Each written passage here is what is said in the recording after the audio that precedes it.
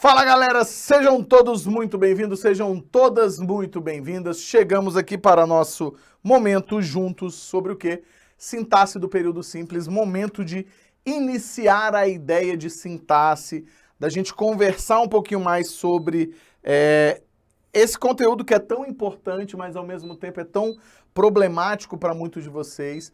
E eu sei que realmente é problemático, ainda que nós entendamos que hoje nós temos uma busca muito menor, vamos dizer assim, por cobranças decorebas, a gente consegue pensar uma série de coisas de forma muito mais prática, mas a gente chega para conversar a respeito de uma das coisas que sem dúvida nenhuma, o que causou muitos traumas em muitos de vocês no período que vocês estavam na escola. Então, a gente precisa conversar a respeito de muita coisa. Para começar, a gente precisa lembrar algumas coisas muito importantes.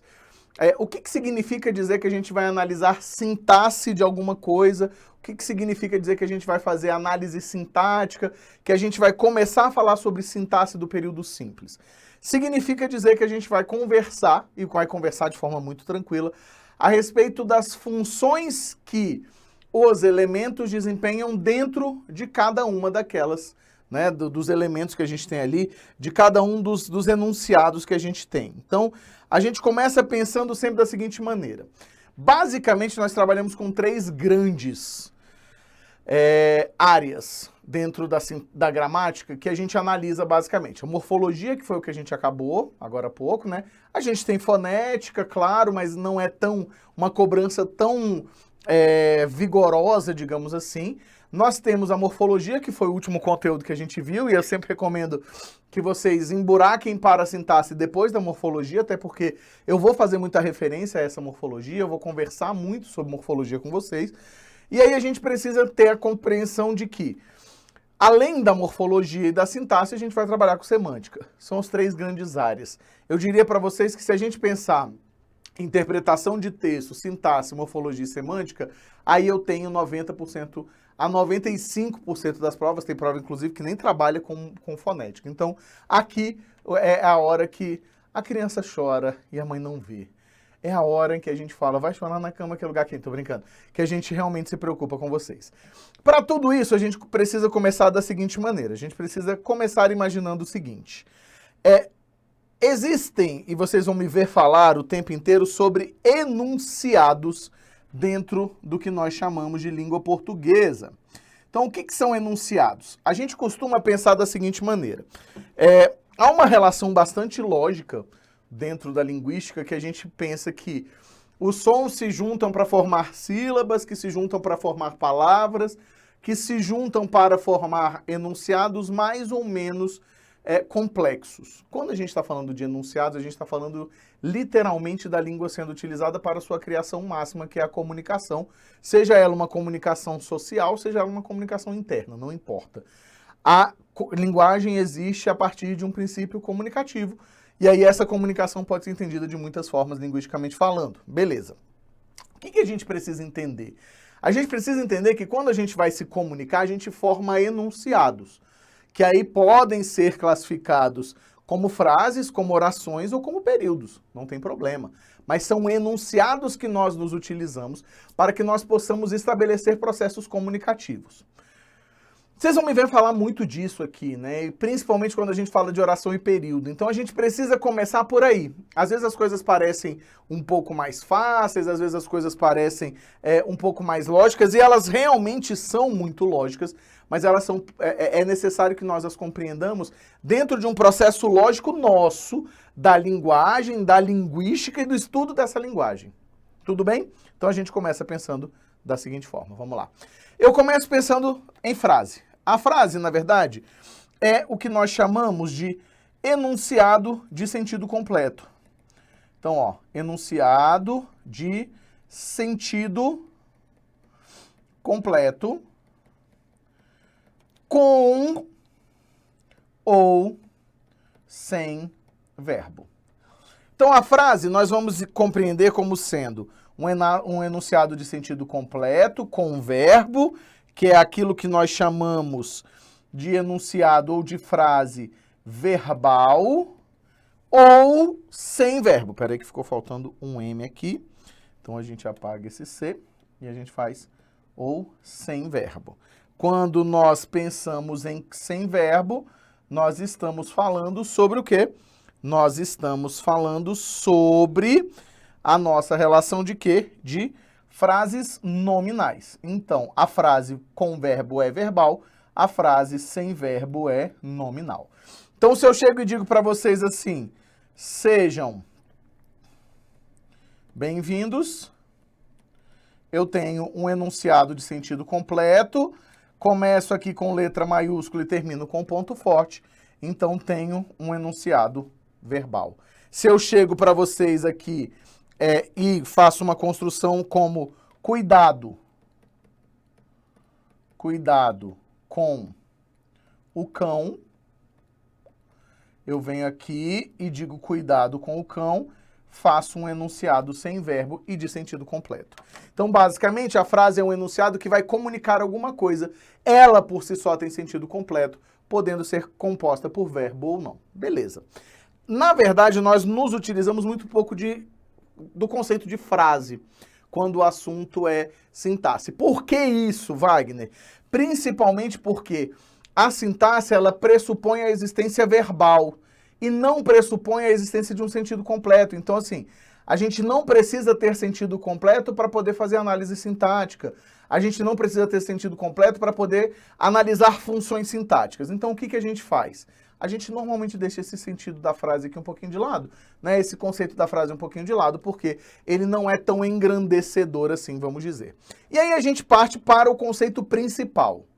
O nosso conceito principal é esse conceito aqui, ó, que é o que nós chamamos de conceito de oração. O que vem a ser uma oração? Todos esses, frase, oração e período, como eu acabei de dizer para vocês, todos eles são necessariamente, né? Todos eles são necessariamente elementos que vão ficar, vamos dizer assim, elementos que vão ficar construídos, digamos, e claramente digamos isso, construídos dentro de um processo comunicativo. Massa. A oração, por si só, a gente vai trabalhar com a ideia de que ela é necessariamente um enunciado, certo? Vamos construir aqui, ó. Construir sentidos. A oração é um enunciado que contém verbo. Pronto, ó. Enunciado que contém verbo. Teve verbo, é oração. E aí a gente costuma, inclusive, dizer o seguinte, que um verbo corresponde a uma oração. Então, a gente vai pensar assim, ó, para cada verbo, uma oração. Certo? Então, ó, para cada verbo, uma oração. Wagner, então se tiver verbo e tiver sentido completo, eu posso dizer que eu tenho uma oração? Sim. Se tiver verbo e não tiver sentido completo, eu posso dizer que tem uma oração? Sim, também. Quer ver? A ideia de sentido sintático completo, tá? A gente já vai comentar um pouquinho a respeito disso. A gente vai imaginar basicamente isso aqui, ó. Pega comigo aqui. Se eu chego para vocês e digo assim, ó, eu pensei que a vida é boa. Ou se eu chego para vocês e digo assim, nós achamos a vida boa. Já começa a pegar comigo aqui um caminho interessantíssimo que eu vou precisar para daqui a pouco, tá? Eu já vou precisar disso aqui. Daqui a pouquinho eu vou precisar construir com vocês essa relação. Vamos imaginar assim, ó. Nós achamos a vida boa. Você sempre, quando a gente está falando sobre período composto, sempre que a gente está falando sobre análise sintática, qualquer coisa do tipo, você já vai colocar na sua cabeça que sempre começamos pela identificação do verbo. Eu preciso perceber diante de qual enunciado eu estou. Se eu estou diante de uma oração, se eu estou diante de um período, se eu estou diante de uma frase, ou seja, eu preciso encarar aquilo de forma à compreensão. Então a gente começa por onde? Vamos lá. A gente começa por aqui, perdão, ó. Eu tenho o verbo pensar E tem o verbo ser aqui, ó, do mesmo jeito que tem o verbo achar aqui. Massa. Então eu tenho, ó, eu pensei que a vida é boa, nós achamos a vida boa. Eu percebo que aqui em cima eu tenho um verbo, dois verbos. Se para cada verbo corresponde uma oração, eu posso afirmar para vocês que aqui eu tenho duas orações. Perfeito. Se eu chego para vocês aqui embaixo, identifico um verbo. Então, vou dizer para vocês que tenho uma oração. Perfeito. Então, eu começo sempre pela ideia do verbo, porque o verbo, na realidade, como você vai perceber no caminho comigo aqui, o verbo é o centro da enunciação. Eu construo enunciação a partir do verbo. Eu construo sintaxe somente a partir do verbo. Se não tiver verbo, não tem sintaxe. Se não tiver verbo, eu não consigo fazer esse tipo de análise que a gente vai fazer agora.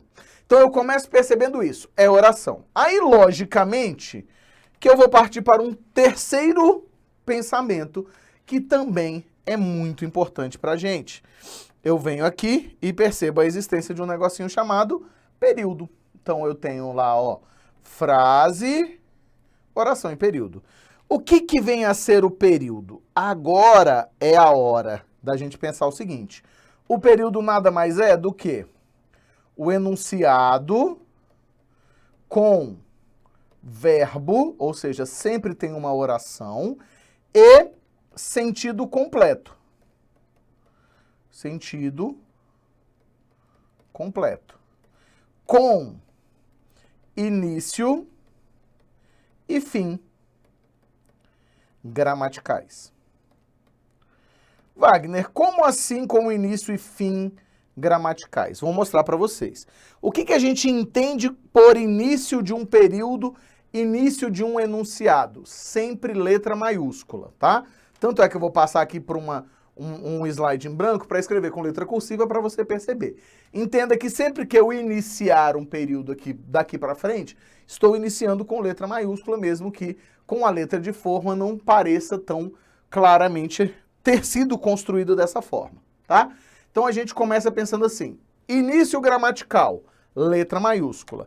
Fim gramatical, um negocinho que nós chamamos de ponto forte. O que vem a ser ponto forte? Ponto forte nada mais é do que, ó, ponto final, ponto de exclamação e ponto de interrogação. Às vezes, reticências. Como é que a gente vai determinar se reticências é ponto forte ou não? A partir do momento que a gente olha para frente e percebe que se inicia um novo período. As reticências colocam fim a um período sempre que o próximo se inicia com letra maiúscula. Ou então, se é no final daquela sua narrativa, que você coloca reticências no sentido de e o vento levou, né? E ali continua. Então, a gente tem essa relação. Vou começar colocando para vocês aqui coisas simples para a gente perceber. Olha só. Imagina que eu digo o seguinte, ó. Vamos lá. Que eu faça a seguinte construção. O cachorro correu pela rua livremente. Então, eu começo, como você já sabe... Peraí que eu descobri que eu subi aqui um morro. Então, ó, correu pela rua livremente. Certo? Então, olha só. A gente vai pegar aqui e a gente começa por onde eu já disse para vocês. A gente começa pelo verbo. Então, eu localizei que eu tenho um verbo, certo? Eu posso ter enunciado sem verbo. A diferença é que eu não posso fazer muita coisa com eles. Aí eu venho aqui e percebo o seguinte, tenho esse verbo aí. Aí eu vou olhar e vou perceber também que eu tenho o seguinte, ó, uma letra maiúscula aqui e um ponto forte aqui. Se eu tenho um verbo e uma letra maiúscula e um ponto final somente, eu posso afirmar que aqui eu tenho uma oração que constrói um período. Esse período, por ter só uma oração, é chamado de período simples. Perfeito? O período, por ter somente uma oração, é chamado de período simples. Massa. Super tranquilo. Essa forma, aqui eu estou fazendo muito mais para a gente ir se ambientando em sair daquela ideia que a gente trabalha, né? Assim, quando a gente está trabalhando morfologia, a gente costuma trabalhar as palavras de forma muito estanque, né? As palavras separadamente. Aqui não, aqui agora a gente começa a entrar no campo do enunciado, a gente começa a entrar no campo do texto, né? Então a gente percebe que a gente vai ter relações que são interessantes e relações que vão nos render muita coisa aqui, tá? Então vamos lá. Primeiro ponto foi esse. Vamos imaginar que eu tenha a seguinte construção aqui com vocês, ó. Se eu chego e falo assim, o Wagner dará aula hoje, então eu percebo mais uma vez que eu vou precisar olhar, tenho ponto forte e tenho letra maiúscula. Então eu venho e vejo quantos verbos eu tenho, ó. Tenho um verbo só, e aí aqui eu posso afirmar que eu tenho uma oração que perfaz um período, nesse caso aqui, mais uma vez, um período simples. Beleza. Pensamos dessa forma, construímos dessa forma, e agora a gente começa a pensar em várias outras coisas, tá? A gente começa a pensar uma série de outros elementos, uma série de outras coisas. Então eu olho para cá e percebo assim, massa. Então eu tenho uma oração, né? Tenho um período simples porque tenho uma oração. Eu consigo ter quantas orações dentro de um período, Wagner? Na realidade, linguisticamente, a gente chega a uma conclusão muito importante. A de que você pode ter uma infinidade de... a gente chama isso de infinitude gramatical. Uma infinitude de construção significa dizer que se você quiser fazer um período com 455 orações, você pode. Se você quiser fazer com 1000 orações, você pode. Por que que a gente não faz isso? Por dois processos. Um processo que é uma limitação de memória, a gente não consegue lembrar de tudo, né? E o segundo ponto que é uma limitação de lógica. Porque quanto mais você aumenta o tamanho do seu período, mais você cobra da sua galera, né, do seu leitor, uma necessidade de interpretação, modifica-se a interpretação. Então a gente tenta fazer sempre períodos um pouco mais curtos. Isso serve inclusive para a produção redacional de vocês. Não adianta nada a gente fazer períodos gigantescos, sendo que esses períodos vão ficar com processos coesivos ruins, com processos de coerência afetados muitas vezes, porque se você faz um período muito longo, a probabilidade de você cair em incoerência em algum momento é muito maior. Porque você tem exatamente esse problema de memória. Ou de ficar repetitivo, então a gente faz períodos menores. Vamos dar uma olhada? Vamos lá. Então, se eu chego e digo para vocês assim, ó, vamos devagar e sempre como eu prometi para vocês. O objetivo aqui é irmos devagar e sempre, tá? Devagar e sempre. Então, o que que vai acontecer? A gente vai começar a nossa vida aqui por essa ideia. Então a gente vai devagarzinho e a gente vai semprezinho, né? A gente vai feliz e contente aqui. Então vamos começar por uma frase simples, uma frase simplinha. Vamos imaginar que eu digo o seguinte, ó. Eu acordei cedo e vim gravar a aula. Subir de novo aqui o nosso morro, tô tranquilo já. Pegou o verbo, acordei, primeiro verbo é o do verbo acordar, segundo verbo, verbo é uma locução, vim gravar. Aqui eu tenho um primeiro parêntese extremamente importante. Que parêntese é esse? Ó, você vai pensar o seguinte, o parêntese que eu tenho para dizer para vocês, deixa eu apagar aqui, que é uma observação que se eu fosse vocês, eu já anotava num canto, deixava salvo na sua cabeça. De alguma forma, ó, a gente vai pensar o seguinte, locução verbal conta como um verbo só, tá? Então, ó, locução verbal conta como um verbo. Beleza. Então, eu tenho um verbo aqui no sentido de tenho dois verbos, mas não vão contar como duas orações, ó. Vai contar como um verbo só. Eu percebo, então, não se preocupe com essa separação ainda, tá? Eu percebo que eu tenho, ó, letra maiúscula, Espera aí que eu peguei a cor verde errada. Letra maiúscula, ponto final, certo? Eu vou separar essas duas orações aqui, você não precisa se preocupar, tá? Você não precisa se preocupar ainda com isso aqui. Depois eu vou ver isso aqui com vocês com calma. Na primeira oração, eu percebo que eu tenho sentido completo, gramatical, depois a gente conversa sobre isso.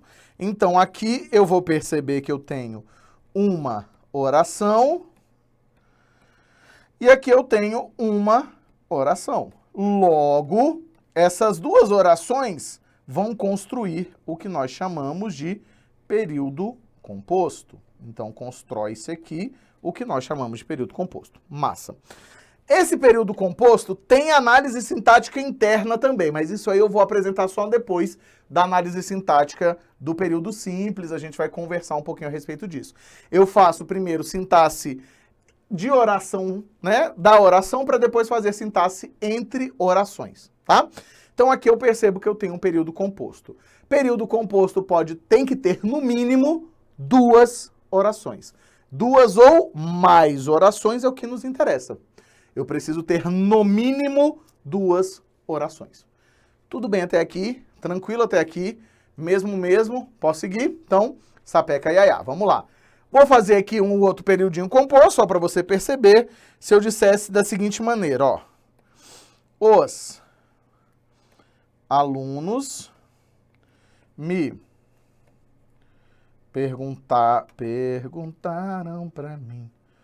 Perguntaram se estou bem hoje.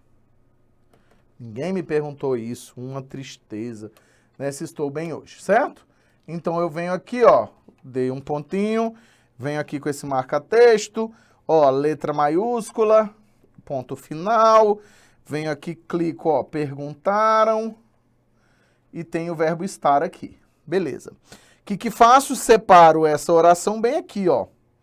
Depois eu vou conversar com vocês a respeito disso, não se preocupem. O que a gente percebe? A gente percebe que aqui eu tenho um único verbo, então automaticamente terei uma única oração. Beleza? Tem uma única oração.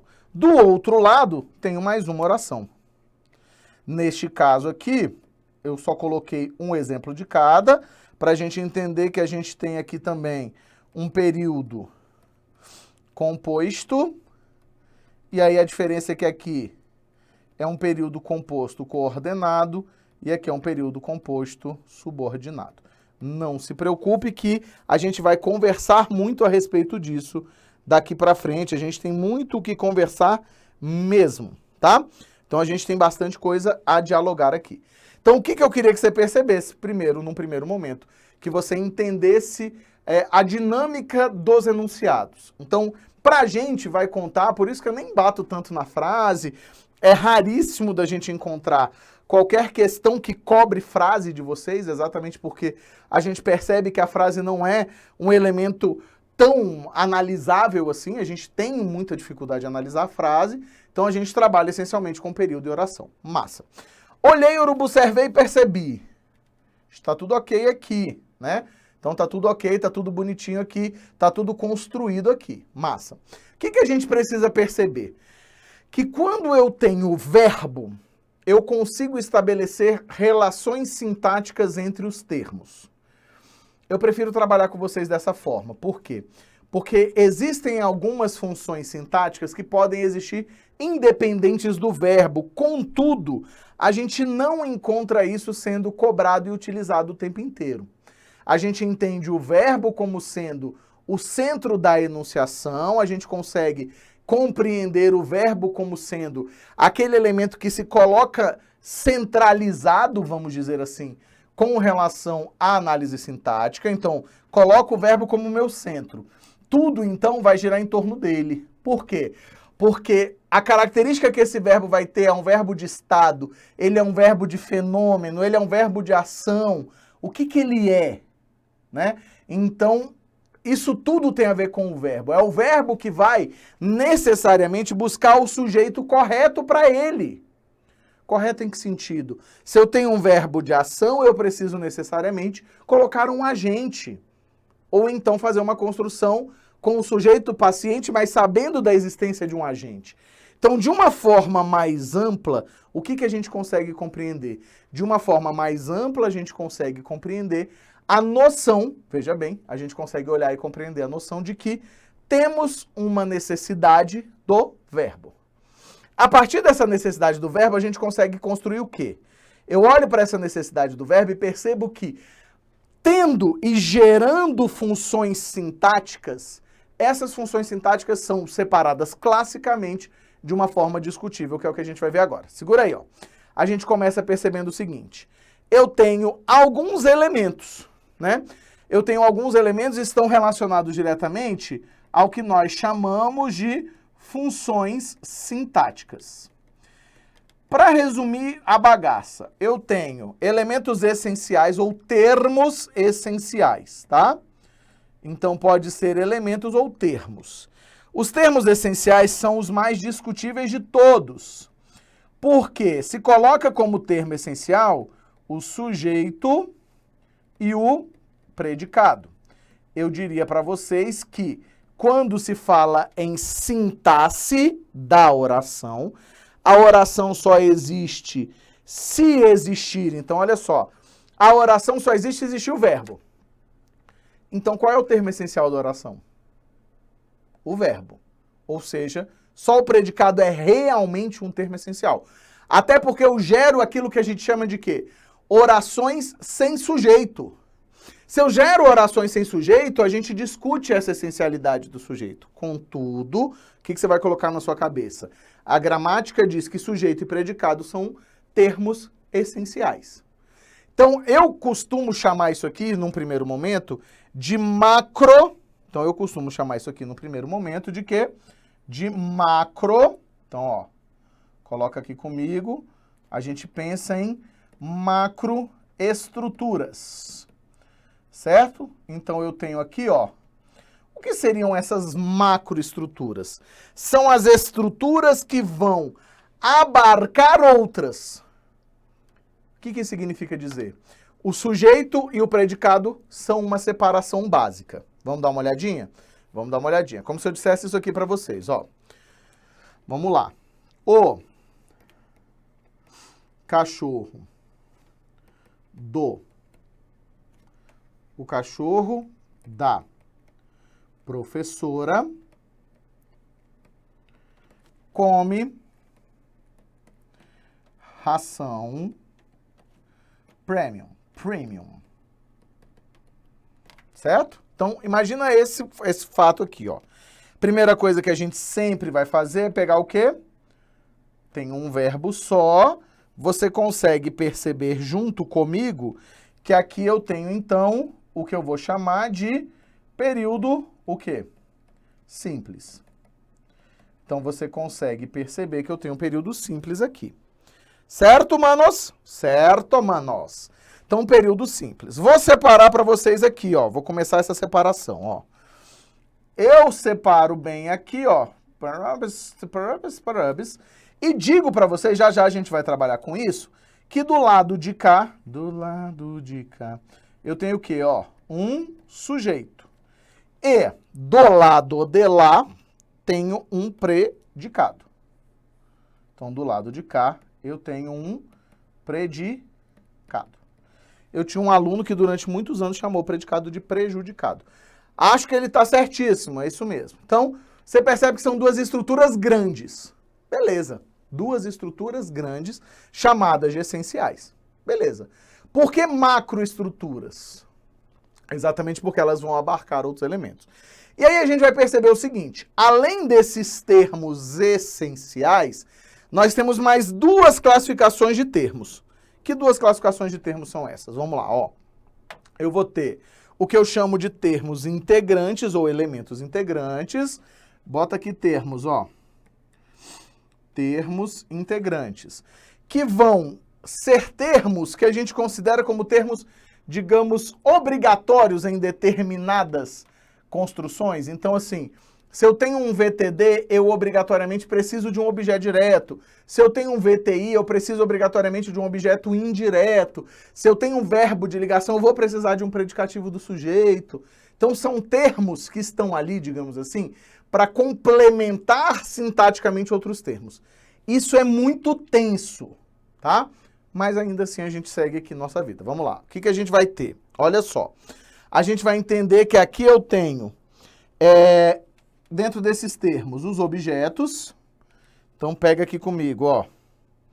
Vou ter aqui o objeto direto. Vou ter o objeto indireto. Teremos os predicativos, todos eles. Certo? Então, ó, teremos os predicativos. Teremos os complementos nominais. Esses são chamados, então, termos integrantes, porque quando eu faço uma determinada construção, a natureza dessa construção vai exigir a presença de um desses termos. Então, olha para o lado de cá. Quer ver? Vamos lá, ó. Quando eu digo assim para vocês... O cachorro da professora come ração premium. Neste caso em específico aqui, ó, nós vamos entender o seguinte. O verbo comer é um verbo transitivo direto, não desespera, tá? Não desespera porque jazinho eu volto. E jazinho eu trato disso. É um verbo transitivo direto, ok? E se ele é um verbo transitivo direto, ele pede... um objeto direto. Não se preocupe que nós vamos ver isso, inclusive de uma forma um pouco diferente do que você está acostumado, tá? Então, ó, aqui pede um objeto direto. Já vai anotando esses bizu aí, hein? O que a gente vai anotar aqui? O que seria esse objeto direto? Nesse caso, nós temos um verbo de ação prototípico, né? Um verbo de ação com características de ação, e nesse tipo de verbo, o que a gente percebe? Você vai ter alguém sofrendo essa ação. Sempre que você tem um verbo de ação, já bota aqui na tua cabeça, tu tem que ter no mínimo alguém praticando. E muito comum que você tenha alguém praticando e alguém sofrendo, tá? Quem sofre, neste caso aqui, é a ração, é a comida, a ração, né? Então, ração premium, olha só que doideira, completa sintaticamente o sentido de comer. Então, vai ser classificada como objeto direto, que é o tal do OD aqui de cima, ó.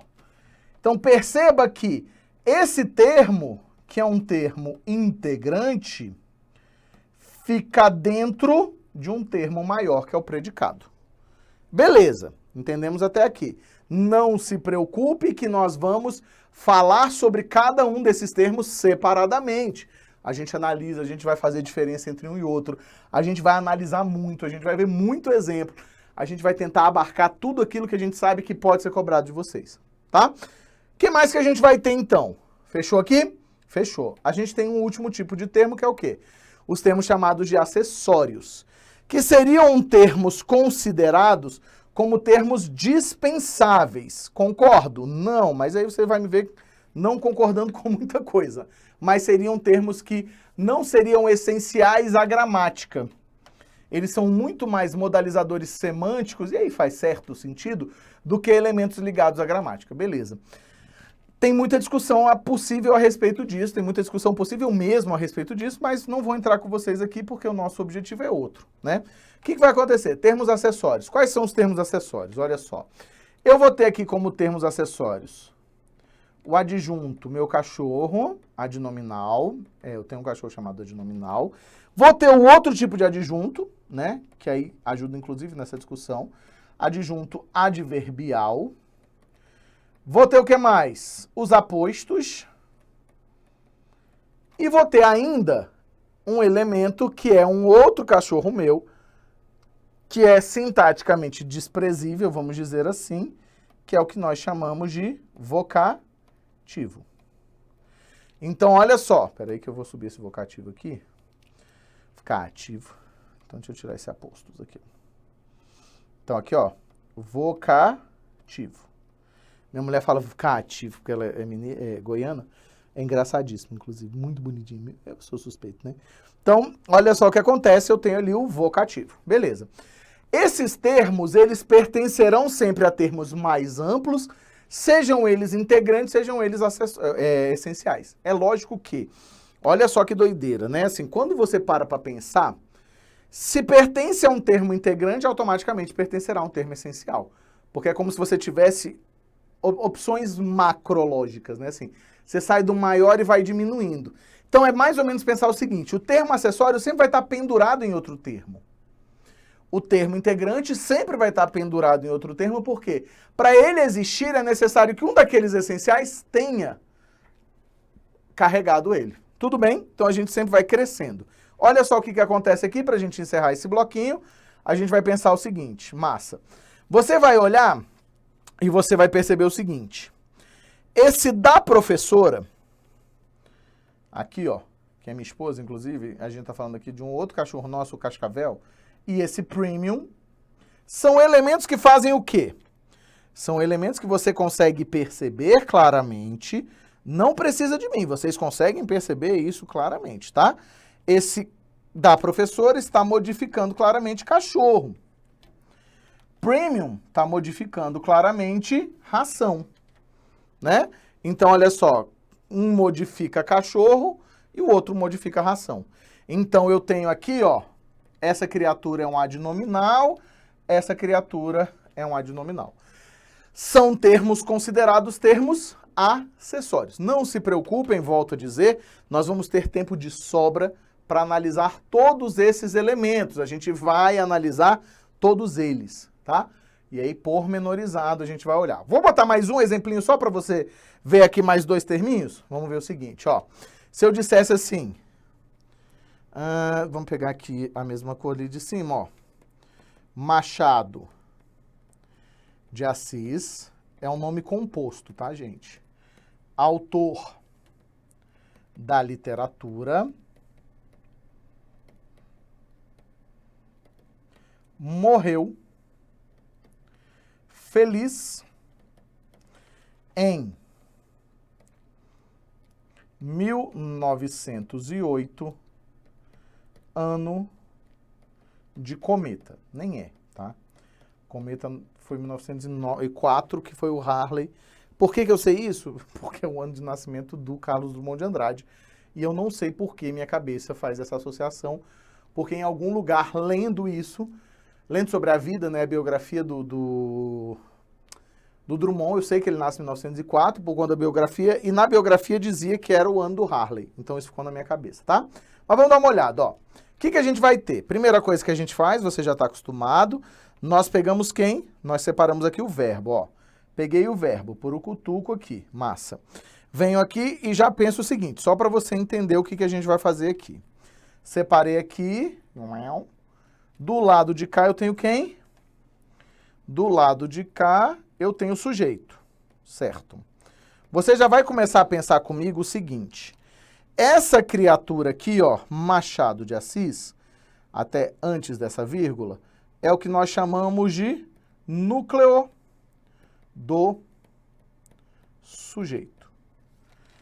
Esse autor da literatura aqui, eu vou até marcá-lo de amarelo, é o que nós chamamos de aposto explicativo. Então, ó, autor da literatura, não se preocupe que a gente falará de tudo isso, é um aposto. Eu aposto que é um aposto. Então, aqui, ó, é um... Eu sempre faço essa piadinha péssima. É um aposto e a gente não precisa classificá-lo como explicativo. Beleza. Aí eu venho para cá, então eu já entendi o seguinte, ó. O meu sujeito, necessariamente você sabe disso, é um termo classificado como termo ou elemento essencial. Massa. Do outro lado ali, a gente já vai ter quem, ó? Empolguei, hein, gente? A gente já vai ter o predicado aqui, ó. Esse predicado, que também é um termo essencial. Perfeito. Aí, começa a minha primeira dica, o primeiro bizu do dia. Como é que eu identifico quem é o predicado? Não se preocupe que o sujeito a gente vai entrar daqui a pouco. Como é que eu identifico, Wagner, quem é o predicado? Tira o sujeito. Tudo o que sobrou é predicado. É a melhor forma. O verbo sempre estará dentro do predicado. O verbo sempre estará dentro do predicado, tá? Tirou o sujeito, o que sobra é predicado. Perfeito. Aí eu venho aqui e percebo isso. Eu venho aqui e também percebo uma outra coisa interessante. Morreu é um verbo intransitivo. Perfeito, aqui ó. Verbo intransitivo, ele não precisa de complemento. Só que olha que coisa mais linda, mais cheia de graça. A gente vai ter o quê? 2 elementos aqui, ó. Peraí. Esse primeiro elemento, feliz. E vou ter 2 elementos que são em 1908 e ano de cometa. O que a gente vai ter aqui, ó? Vou classificar para vocês só por classificar mesmo, mas é basicamente o seguinte. Feliz é um predicativo do sujeito. Automaticamente ele é integrante. Os outros 2, esse aqui é um adjunto adverbial. É acessório. E aqui outro aposto, que também será acessório. E é isso. Aqui a gente consegue compreender, lógico, num princípio de explicação mesmo básico, né? Assim, a gente está falando sobre explicação básica aqui nesse momento. A gente está analisando, a gente está saindo da morfologia depois de uma enxurrada, vamos dizer assim, de assuntos, e é uma enxurrada bem grande de assuntos mesmo, né? Que é o quê? Essa enxurrada, ela traz pra gente uma construção, que é uma construção de quê? De vamos colocar as coisas, os pingos nos is, vamos entender tudo tranquilamente para que a gente possa seguir em frente. Tudo bem, deu para entender até aqui, massa mesmo, posso seguir em frente. Vou encerrar esse bloco aqui, vou fazer uma interrupção abrupta e a gente já volta. Segura aí.